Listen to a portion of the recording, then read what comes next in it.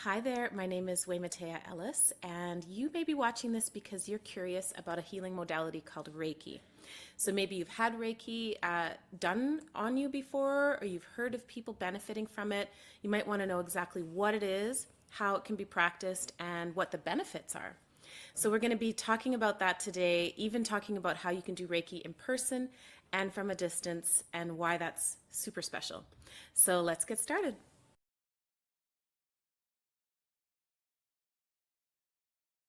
Reiki is a healing modality that it originates in Japan, and it really promotes relaxation, promotes healing.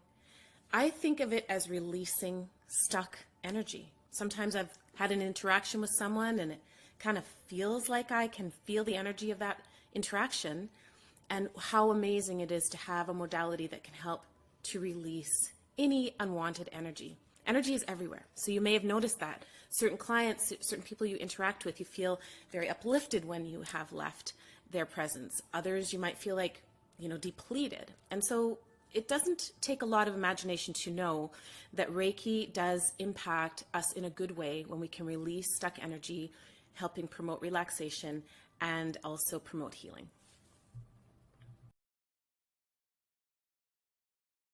So Reiki is a little bit different because it's not necessarily hands-on and touching, but it definitely does promote that same release that you may experience, but almost gives permission and creates space in order for you or for your client to enjoy a release, either emotionally, mentally, sometimes even physically, reducing pain and stress. So let's get started on what that looks like in person. Depending on the practitioner, they'll have different modes of practicing Reiki with their clients. For me, I like to start at the head of my client and start to tune into her energy.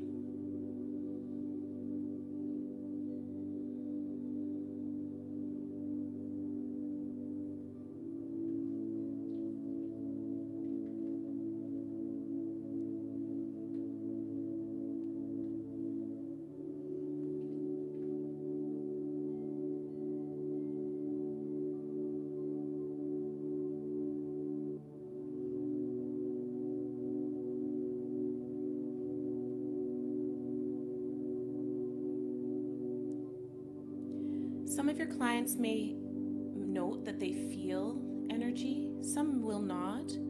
It doesn't change the effectiveness of what you're doing.